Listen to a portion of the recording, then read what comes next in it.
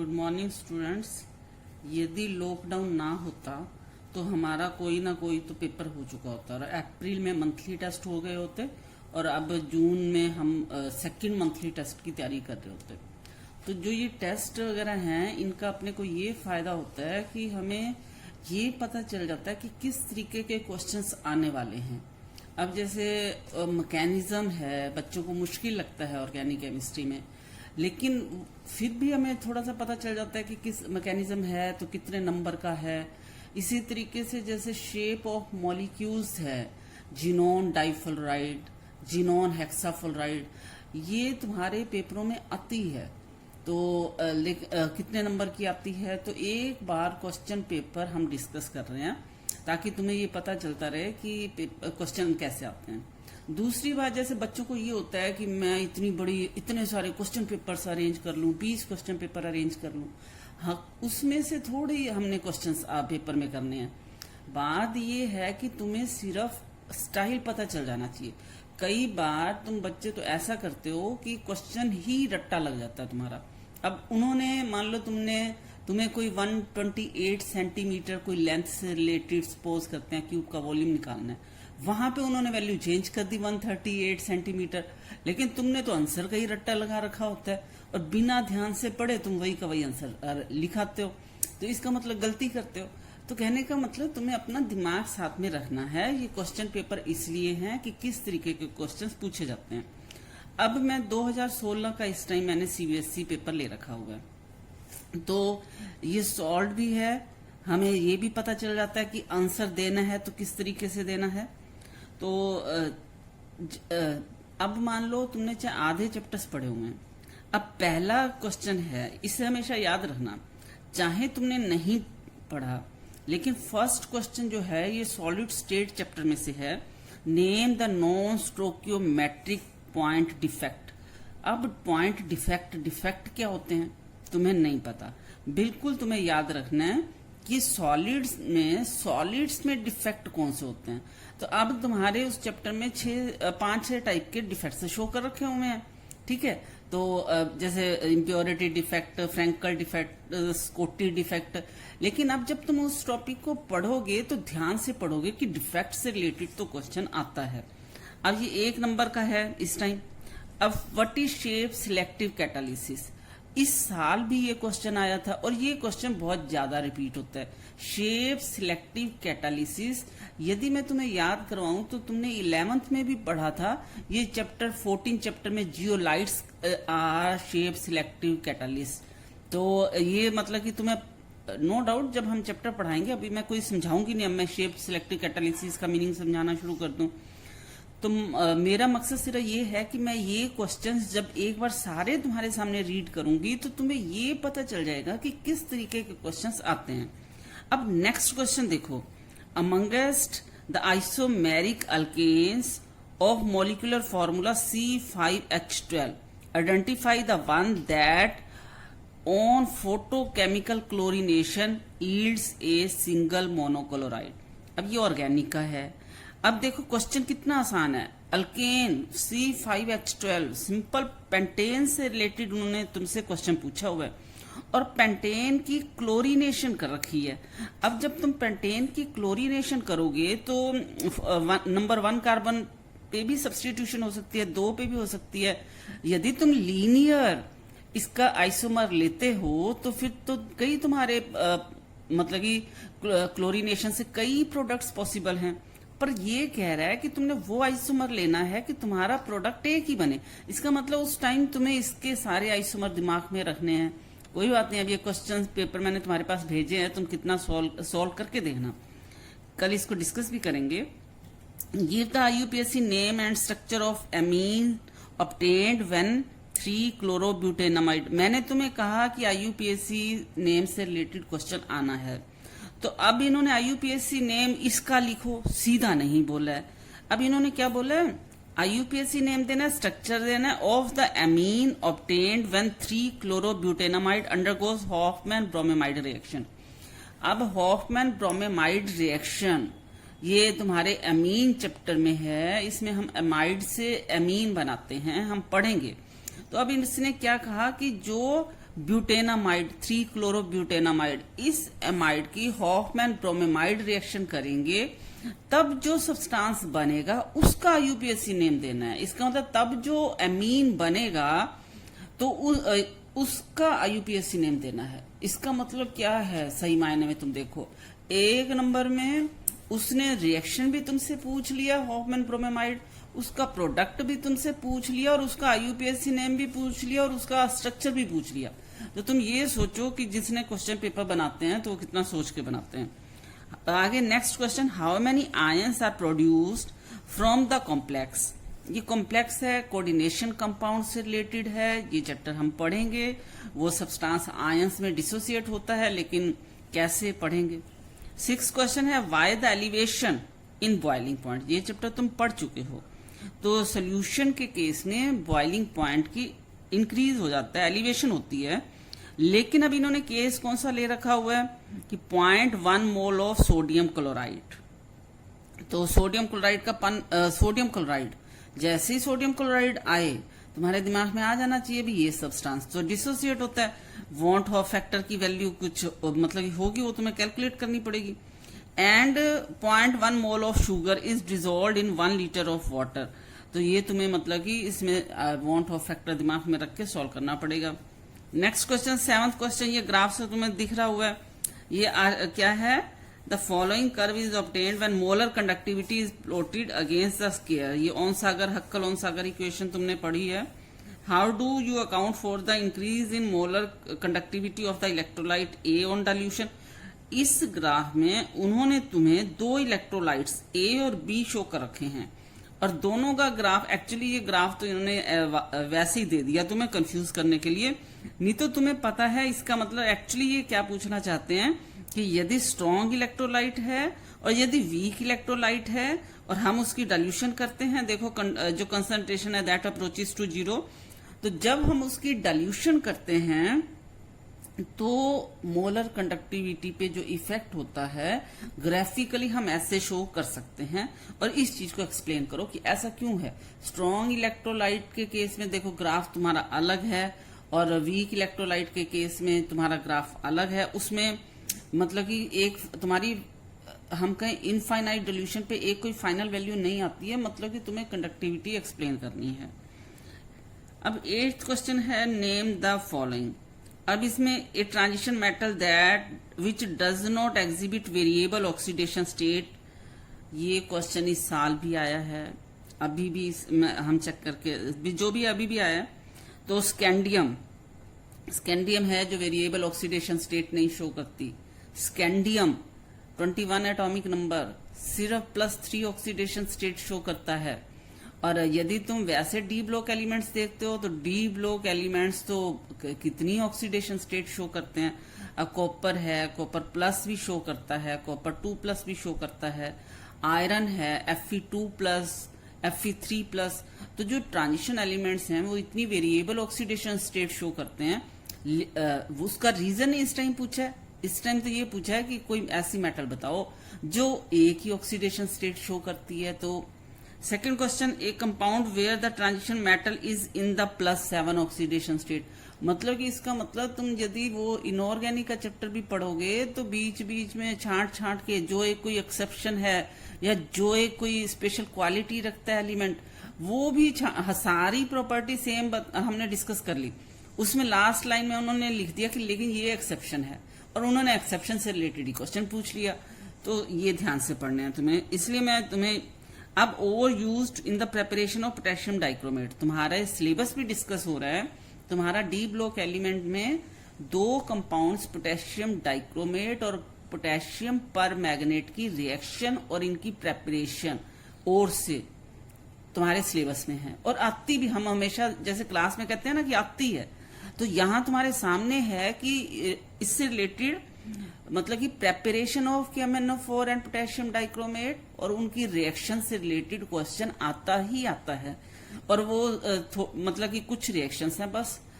तो अब arrange the following in order of property indicated. तो ये तुम्हारा पी ब्लॉक चैप्टर 7 नंबर का चैप्टर है, 7, 8। तो तुम्हारा उससे रिलेटेड क्वेश्चंस आते हैं। तो अब मान लो प्रॉपर्टी इन्होंने बताई है कि fluorine, chlorine, bromine, iodine increasing bond dissociation enthalpy के हिसाब से अरेंज करो। और यदि तुमने कभी पढ़ा होगा तो फ्लोरीन की जो बॉन्ड डिसोसिएशन एनर्जी है वो सबसे कम है। तो इस तरीके से उनको अरेंज करना है इंक्रीजिंग ऑर्डर में या डिक्रीजिंग ऑर्डर में। आगे उन्होंने तुम्हारे हाइड्राइड ले रखे हैं 15th ग्रुप के। तो हाइड्राइड, फॉस्फीन, आर्सिन, इनकी बेस स्ट्रेंथ पूछ रखी है। कभी वो इनका रिड्यूसिंग करेक्टर पूछते हैं। तो इस तरीके से पी ब्लॉक एलिमेंट में तुम्हारे ये समझो ये रीजनिंग क्वेश्चन नहीं है, ये तो जो एक ट्रेंड चलता है हमेशा। ट्रेंड मतलब कि यदि हम कहें कि पीरियड के अलोंग साइज का ये ट्रेंड है, ग्रुप के अलोंग एलिमेंट के एटम का साइज का ये ट्रेंड है। तो अब एटम का साइज वो तो हम 11th में पढ़ते हैं या 10th में पढ़ते हैं। तो अब आगे उनके जो कंपाउंड्स हैं, उनके हाइड्राइड्स हैं या उनके ऑक्साइड्स हैं या उनके ऑक्सो एसिड्स हैं, तो वो कैसी प्रॉपर्टी शो कर रहे हैं। तो हाइड्राइड्स जो हैं वो बेसिक करेक्टर, जैसे अमोनिया तुम्हें पता है, अमोनिया में जो लोन पेयर है वो बेसिक करेक्टर शो करते हैं, अमोनिया वगैरह। तो अमोनिया हो गया 15th ग्रुप का एलिमेंट। आगे उन्होंने क्या दे दिया, फॉस्फीन। तो ये 15th ग्रुप के एलिमेंट इन्होंने दे दिए कि अमोनिया तो बेसिक तुम्हें पता है ना, तो फॉस्फीन उससे ज्यादा है या कम है। तो ये ट्रेंड जो है अलोंग द ग्रुप कैसे चलता है, क्योंकि ये 16th group, 17th group, 18th group, 19th group, तो ये जो 18th ग्रुप तक समझो इनर्ट गैसेस तक जो भी है ये तुम्हारे सिलेबस का पार्ट है। तो इनके कंपाउंड्स भी पढ़ने हैं, उनका ट्रेंड भी पढ़ना है। तो अब 10th क्वेश्चन देखो।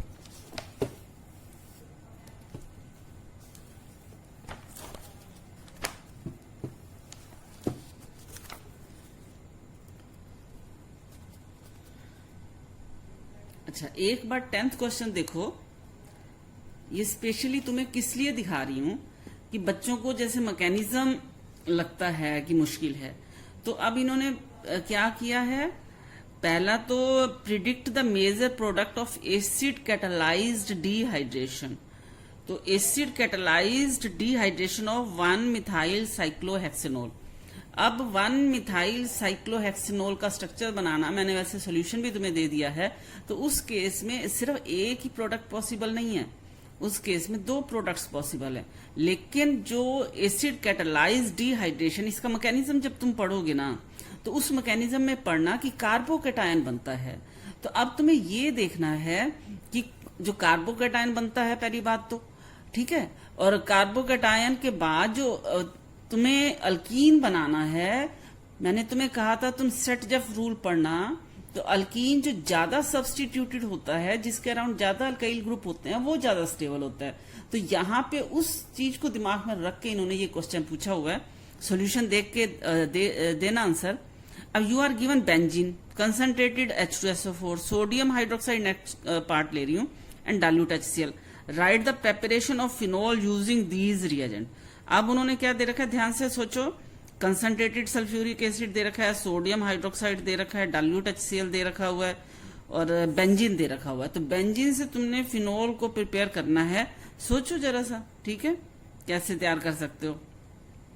अब draw structure of any 2 isomeric alcohols other than primary alcohol having molecular formula C5H12O and give IUPAC name. इससे रिलेटेड तुम मतलब कि आइसोमेरिक अल्कोहल इस फॉर्मूले वाले तुमने स्ट्रक्चर ड्रॉ करना है, उनका IUPAC नेम देने हैं। फिर आगे देखो, जो मैं कुछ सोच रही हूँ, मतलब कि कुछ फटाफट इंपॉर्टेंट बताती जाऊं तुम्हें। तो 12th क्वेश्चन भी सोल्यूशन चैप्टर से रिलेटेड है, और 11th क्वेश्चन तुम्हारा हमेशा सॉलिड स्टेट चैप्टर में डेंसिटी से रिलेटेड क्वेश्चन आता है, तो वो क्वेश्चन है। अब आगे देखते हैं, ठीक है। 13th क्वेश्चन देखो। 13th क्वेश्चन में क्या दे रखा है उन्होंने, जिंक नाइट्रेट ले रखा हुआ है, उसमें जिंक रोड है। लेड नाइट्रेट ले रखा हुआ है और उसमें वही रोड है लेड की। तो EMF सेल की निकालनी है, जबकि जिंक नाइट्रेट की कंसंट्रेशन 0.1 मोलर है, 1 मोलर नहीं है, और लेड नाइट्रेट की कंसंट्रेशन 0.02 मोलर है, ठीक है। तो EMF निकालनी है, मतलब कि नर्नेस्ट इक्वेशन से रिलेटेड क्वेश्चन 100% आना है, ठीक है।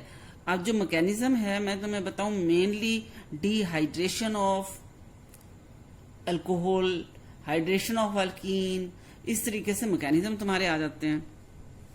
तो अब answer the following, what happens when A freshly precipitate, ये क्लोइडल सॉल्यूशन चैप्टर है, अभी तुम करोगे। और 15th क्वेश्चन भी हम तुम्हें बताएंगे, ये तुम्हारा जो क्वेश्चन है, ठीक है, तो ये क्वेश्चन तुम्हारा एलिमेंट की एक्सट्रैक्शन से रिलेटेड है, तो फिर तभी डिस्कस करेंगे। तो अब 18th क्वेश्चन को मैंने थोड़ा अंडरलाइन कर रखा हुआ है, मैंने सोचा कि कुछ क्वेश्चंस पढ़ लेंगे। तो इसमें क्या है, explain why the dipole moment of chlorobenzene is lower than that of cyclohexyl chloride. अभी कुछ दिन पहले ही हमने ये डिस्कस किया था कि क्लोरोबेंजीन की डाइपोल मोमेंट और इसका मतलब क्वेश्चन जो है ऑर्गेनिक में जो हम फिजिकल प्रॉपर्टी वाला जो टॉपिक होता है ना, उन्हें छोड़ देते हैं, हम उनकी प्रेपरेशन कर लेते हैं ऑर्गेनिक चैप्टर में और रिएक्शंस कर लेते हैं, फिजिकल प्रॉपर्टीज को छोड़ के देते हैं। तो अब जो क्या है, डाइपोल मूवमेंट है, तुम्हारे कार्बोनिल कंपाउंड्स की स्टडी करो या अल्काइल हैलाइड्स की स्टडी करो, और उस बेस पे बॉइलिंग पॉइंट होते हैं कि डाइपोल मूवमेंट ज्यादा है तो बॉइलिंग पॉइंट भी ज्यादा होगा सब्सटेंस का, ठीक है, उस पे डिपेंड करती है तुम्हारी फिजिकल स्टेट। तो जो ये फिजिकल प्रॉपर्टीज हैं उनसे रिलेटेड भी क्वेश्चन आता है, तो वो मतलब कि नोट्स बनाते रहो। अब 19th क्वेश्चन है, इसमें इन्होंने दे रखा है नाइट्रोबेंजीन और आयरन और HCl में, आयरन और HCl की आपस में रिएक्शन होगी तो तुम्हें पता है रिडक्शन होगी, रिडक्शन होगी तो नाइट्रो जो कंपाउंड है वो एमीन में चेंज होगा और आगे नाइट्रस एसिड के साथ ट्रीट किया हुआ है। तो मैं तुम्हें बताऊं, नाइट्रस एसिड के साथ ट्रीट करके हमेशा डायजोनियम सॉल्ट बनता है, डायजोटाइजेशन रिएक्शन है, मैंने तुम्हें कहा था कि मैं तुम्हें करवाऊंगी, ये बहुत इंपॉर्टेंट है, तो ये हम करेंगे। नेक्स्ट क्वेश्चन जो है वो भी डायजोटाइजेशन से रिलेटेड है, तो याद रख लो कि डायजोटाइजेशन बहुत ज्यादा इंपॉर्टेंट है।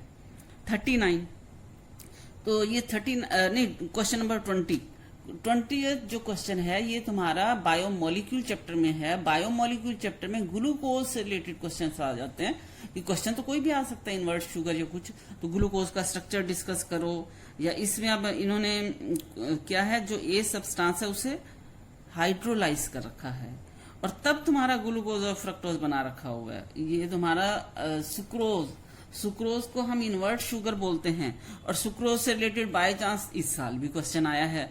तो ये इस पेपर में बाय चांस वही क्वेश्चन हैं जो इम्पोर्टेंट हैं, पर जो मोस्टली हर साल आते हैं, तो इस क्वेश्चन पेपर को सॉल्व करना मैं इसलिए। अब देखो 21 क्वेश्चन, ये क्या है, हम जब chemistry in everyday life chapter पढ़ते हैं तो ये जो चैप्टर है chemistry in everyday life, last chapter है, 3 मार्क्स का चैप्टर है, और तुम बच्चे लाइटली लेते हो, और तुम्हें हम कहते हैं कि इसमें क्वेश्चन कोई मुश्किल आते ही नहीं है, कि सबसे पहले उसमें क्या है, ड्रग्स है, तो ड्रग्स जैसे एंटीबायोटिक तुम्हारे उसमें दे रखी हैं, एंटीसेप्टिक, डिसइंफेक्टेंट। अब ये ड्रग्स इन्होंने 3 एग्जाम्पल दे दिए, ल्यूमिनल, सिकोनल, फिनेसिटिन, इक्वेनिल, कि ये जो ड्रग्स हैं ये किस कैटेगरी को बिलोंग करती हैं, किस टाइप की हैं। यदि तुम बच्चों को जरा सा भी याद है तो मैंने तुम्हें ट्रैंक्विलाइजर क्या होते हैं बताया है, तो ये ल्यूमिनल, सिकोनल उस कैटेगरी को बिलोंग करती हैं जो कि हमारी एंजाइटी को कम करने के लिए हम ट्रैंक्विलाइजर लेते हैं, हमारे नर्वस सिस्टम को रिलैक्स करती हैं और थोड़ा बहुत नींद भी इंड्यूस करती हैं। तो ये यदि हम क्लास में भी डिस्कस कर रहे हैं या तुम आपस में भी यदि डिस्कस करोगे व्हाट्सएप ग्रुप पे या कैसे, तो उससे उनको बातें ना समझ के उन्हें दिमाग में बसाते जाओ, ये हमारे काम आने वाले हैं।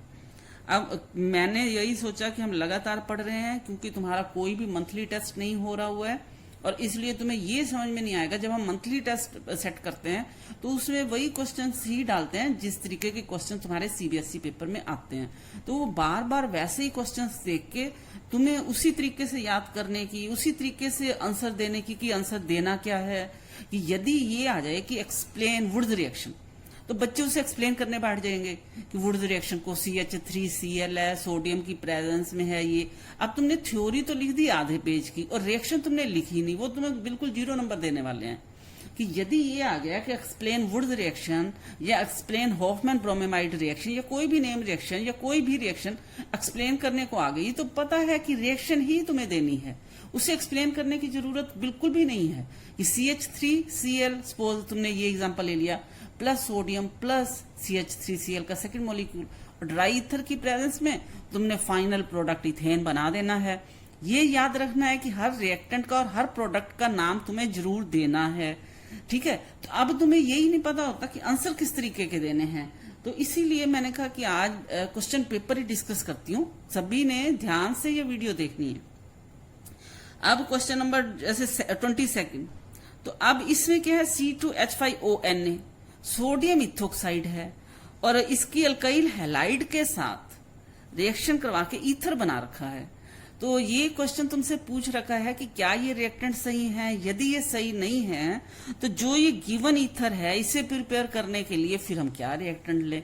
तो ऐसा क्या है कि क्यों, मतलब कि हमें तो दिख रहा है कि इसमें अल्कोक्साइड आयन है और टर्शरी ब्यूटाइल क्लोराइड है, तो फिर ये हमारा ईथर बन जाना चाहिए। तो खुद ही वो कह रहा है कि ये तो गलत रिएक्टेंट्स हैं। तो पहली बात तो ये रिएक्टेंट गलत क्यों हैं, दूसरी बात फिर हमें क्या रिएक्टेंट्स लेने चाहिए। जो समझदार बच्चे हैं वो समझो इसी क्वेश्चन को मेरे सुन के और अभी बैठ के कोशिश करेंगे कि हम तो फटाफट कल जब क्लास हो, ऑनलाइन क्लास ही सही, तो उसमें आंसर देने की कोशिश करें, ठीक है। तो इसलिए आगे क्वेश्चन 23 अब नहीं आता, पहले वैल्यू बेस्ड क्वेश्चन आते थे, अब थोड़ा सा ही पेपर रह गया हुआ है बस। तो ये आज की डेट में एक क्वेश्चन पेपर हम डिस्कस कर लेते हैं। मैंने इनकी फोटोज तुम्हारे भेजी है व्हाट्सएप ग्रुप पे, तो फोटोज भी देखना, सोल्यूशन भी भेज दिया हुआ है। तो इस पेपर को सॉल्व करने की कोशिश करना और थोड़ा सा जब रीड करोगे तो तुम्हें इंपॉर्टेंट क्वेश्चंस क्या है ये भी पता चलेगा। अब आगे comment on the qualities of, अच्छा शालिनी, ये तो पिछला क्वेश्चन है। Question number 24, give a possible explanation for each of the following.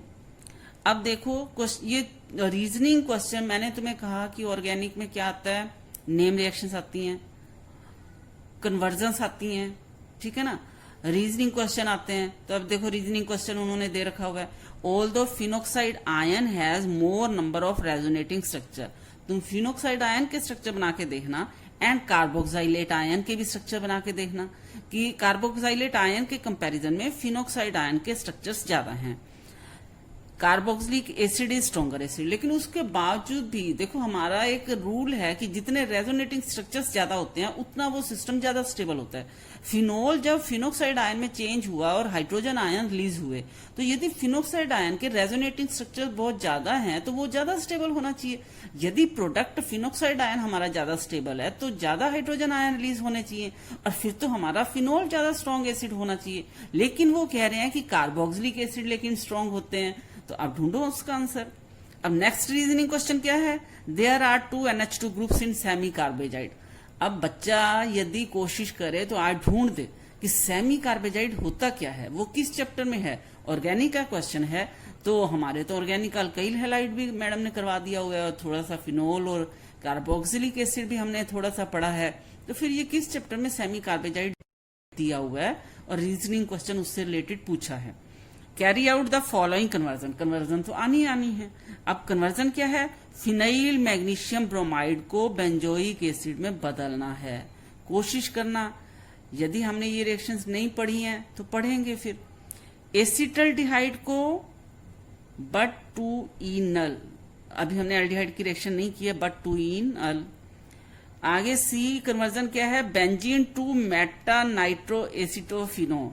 अब यदि 11th होती तो ये क्या कहते, बेंजीन को नाइट्रो बेंजीन में बदलो। अब इन्होंने नाइट्रो बेंजीन में नहीं है, नाइट्रो एसिटोफिनोन। तो अब ये ढूंढो, इसका मतलब 2 ग्रुप्स हैं बेंजीन से, 2 स्टेप ये कन्वर्जन है। जितनी कम से कम स्टेप्स होंगे हमारी वही कन्वर्जन प्रेफर होती है। तो एसिटोफिनोन ये कौन सा ग्रुप है, ढूंढो। फिर जब तुम्हारे 5 मार्क्स के क्वेश्चन शुरू हो जाते हैं, ये पहले तो 26 होते थे ना, अब तो तुम्हारे 37 क्वेश्चन होते हैं। तो क्योंकि 20 क्वेश्चन अब तुम्हारे ऑब्जेक्टिव टाइप आ जाएंगे तो नंबर ऑफ क्वेश्चंस बढ़ गए। नंबर तो उतने ही है 70, लेकिन नंबर ऑफ क्वेश्चन तुम्हारे बढ़ गए। और 20 मार्क्स में भी आना क्या है, वो जो ऑब्जेक्टिव टाइप है वो यही एक नंबर में दे देंगे। कौन सी मेटल है जो वेरिएबल ऑक्सीडेशन स्टेट नहीं शो करती, ट्रांजिशन एलिमेंट। तो वही क्वेश्चंस जो उन्होंने पार्ट्स में करके 5-5, 3-3 नंबर में दे रखे हैं, वैसे से ही क्वेश्चन वो मल्टीपल चॉइस क्वेश्चन बना के या इस तरीके के क्वेश्चन बना के ऑब्जेक्टिव टाइप क्वेश्चंस में देने वाले हैं। वहां मल्टीपल जो भी है अभी समझो एक नंबर में देने वाले हैं। तो पढ़ना तो तुम्हें वही चीज ही है ना। तो अब नेक्स्ट जो है और पार्ट है ये देखो ध्यान से, give a simple chemical test to distinguish between the pair of organic compounds. मतलब कि डिस्टिंक्शन टेस्ट तुम्हारे सिलेबस में है कि तुमने यदि अल्कोहल और एल्डिहाइड दे दिया तो कैसे डिस्टिंग्विश करोगे। चलो अल्कोहल और एल्डिहाइड की यदि मैं बात करूं तो फिर भी अल्कोहल के अलग टेस्ट और एल्डिहाइड के अलग टेस्ट तुम कर लोगे याद। यदि तुम्हें एसिड के और एल्डिहाइड के देता है तो जैसे एसिड का तुम्हें कोई लिटमस टेस्ट या कुछ भी तुम सोडियम बाइकार्बोनेट टेस्ट कुछ भी लिखा होगे, लेकिन अब एल्डिहाइड से दे रखे हैं और उनमें 2 डिफरेंट एल्डिहाइड्स दे रखे होंगे, तो कैसे डिस्टिंग्विश करना है। नो डाउट हम पढ़ेंगे, तुम पहले पढ़ लोगे तो बहुत अच्छा लगेगा। अब क्वेश्चन नंबर 25 जो है वो केमिकल काइनेटिक में से है, फर्स्ट ऑर्डर रिएक्शन से रिलेटेड है, रेट लो। तो ये अभी हम नहीं कर पाएंगे, ठीक है, तो चैप्टर जब हो जाएगा तभी हम कर पाएंगे। तो इसका और पार्ट भी उसी चैप्टर में से है। तो क्वेश्चन नंबर 26 देखते हैं हम। ये तुम्हारा इनऑर्गेनिक केमिस्ट्री का है, वही जिनोन हेक्साफ्लोराइड की हाइड्रोलिसिस रिएक्शन लिखनी है। Disproportionation reaction of orthophosphorous acid. मैं तुम्हें इतना बता दूं कि जैसे ऑक्सो एसिड्स हैं, तुमने पढ़े थे 11th में भी, ये सल्फ्यूरिक एसिड, ये ऑर्थोफॉस्फोरस एसिड, ये सब ऑक्सो एसिड्स हैं और इनसे रिलेटेड भी क्वेश्चन आता है। तुम्हारे इनऑर्गेनिक केमिस्ट्री में यदि हम पी ब्लॉक एलिमेंट चैप्टर लें तो हमें हर जो ग्रुप है उनके एक हाइड्राइड्स पढ़ने हैं, उनके ऑक्सो एसिड्स पढ़ने हैं, ऑक्साइड्स पढ़ने हैं। तो वो बस हाइड्राइड से रिलेटेड 1 नंबर का दे दिया, 1 नंबर का ऑक्सो एसिड से रिलेटेड दे दिया। तो इसका मतलब हर टॉपिक तुम्हारा इंपॉर्टेंट है, ठीक है। तो यदि तुम कोई छोड़ रहे हो तो मान के चलो कि मान लो मैकेनिज्म छोड़ रहे हो तो 2 नंबर तुम्हारे गए। यदि तुम केमिकल टेस्ट छोड़ रहे हो तो मतलब कि तुम्हारे 2-1 नंबर गए। तुम ऑर्गेनिक के रीजनिंग क्वेश्चन की जरा भी प्रैक्टिस नहीं कर रहे हो तो तुम्हारे 3 नंबर तो पक्का गए, ठीक है। कन्वर्जन करनी है तो हर चीज इंपॉर्टेंट है। अब आगे एक्सप्लेन द फॉलोइंग, मैं और पार्ट ले रही हूँ। Hydrogen fluoride is a weaker acid. तो कहने का मतलब ये जो तुम्हारे रीजनिंग क्वेश्चन है पी ब्लॉक एलिमेंट में से करने हैं तुमने। मैंने तुम्हें सोल्यूशन और ये भेजे हैं, क्वेश्चन पेपर भेजा है, तो ये आज पढ़ना। Thank you. मैंने सिर्फ इसलिए ताकि तुम्हें पता चले, तुम भी कहते रहते हो और अभी कहने का मतलब मैडम हमें क्वेश्चन पेपर भेजो, क्वेश्चन पेपर भेजो। तो ये जो भी क्वेश्चन पेपर मेरे सामने आया है मैंने उसी को ही देख लिया और मैंने सोचा कि इसी को ही डिस्कस कर लेते हैं जरा सा। आप प्रैक्टिस करना। Thank you.